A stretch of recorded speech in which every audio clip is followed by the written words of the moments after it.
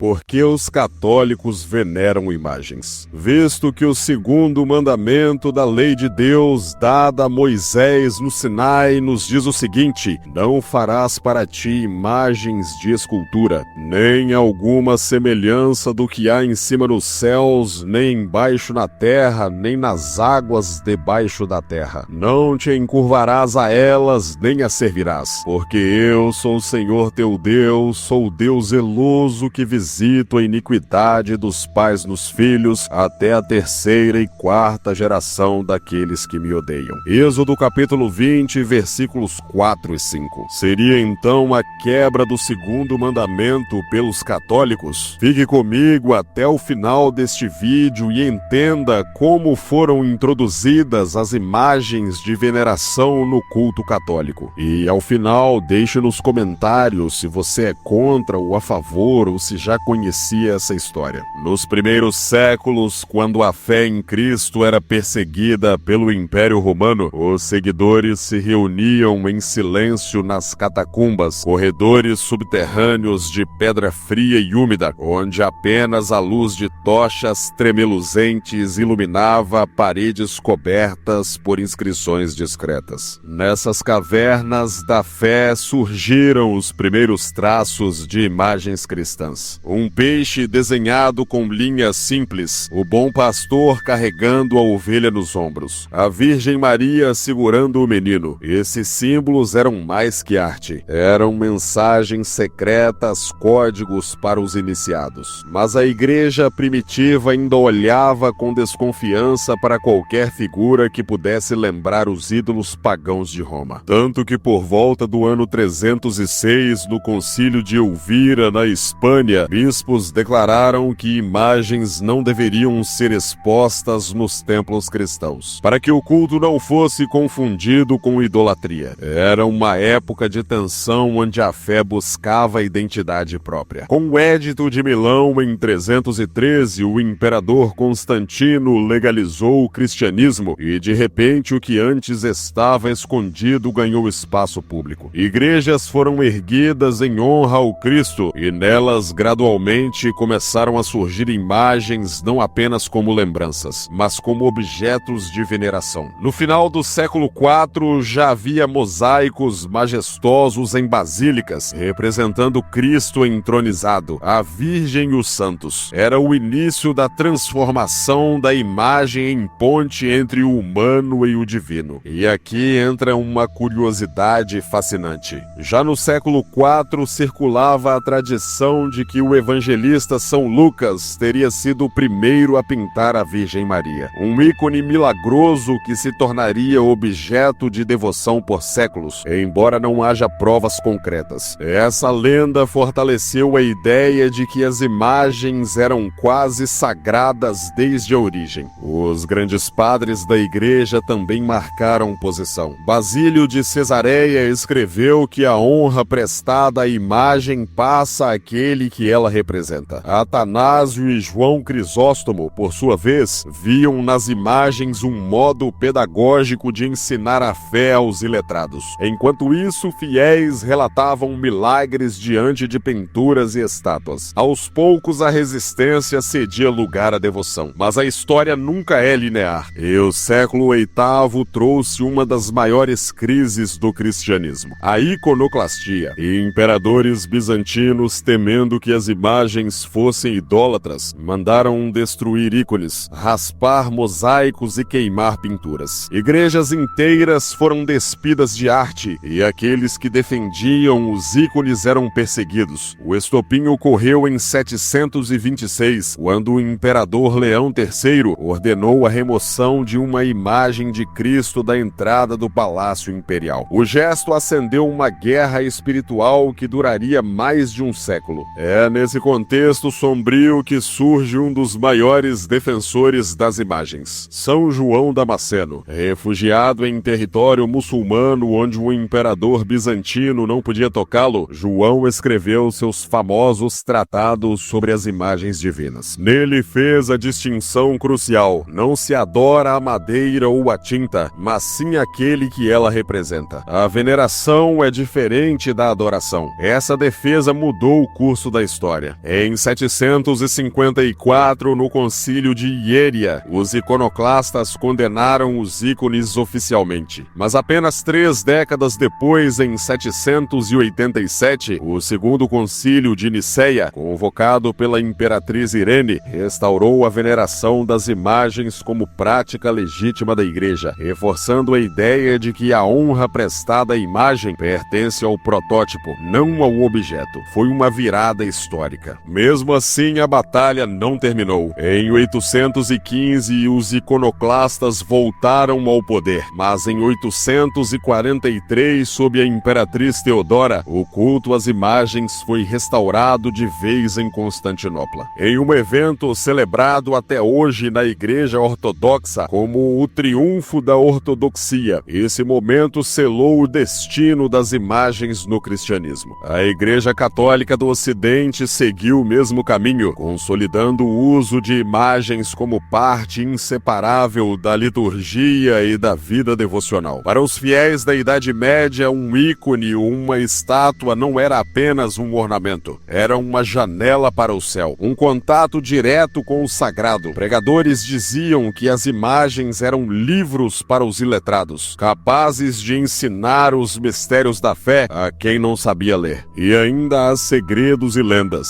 como os ícones considerados não feitos por mãos humanas, como o Santo Sudário e o Véu de Verônica, ou a crença de que certas imagens choravam, sangravam ou realizavam milagres. Para muitos, esses fenômenos não eram coincidência, mas sinais da presença divina. Ao longo dos séculos, o catolicismo carregou consigo esse legado, da recusa inicial ao triunfo dos ícones, passando por guerras teológicas, concílios, imperadores e santos. O que nasceu nas sombras das catacumbas tornou-se a luz que iluminou altares, catedrais e corações. E assim, diante de um ícone, a Igreja não vê apenas tinta e madeira, mas a presença espiritual daquele que é representado. Não é adoração da matéria, mas veneração do mistério. Uma herança que sobreviveu ao fogo, ao martelo dos iconoclastas e ao julgamento dos séculos. Agora eu te pergunto, até que ponto a linha entre a veneração e a idolatria não é tênue demais? Mas e você? Concorda com a veneração de imagens ou acha idolatria? Deixe nos comentários.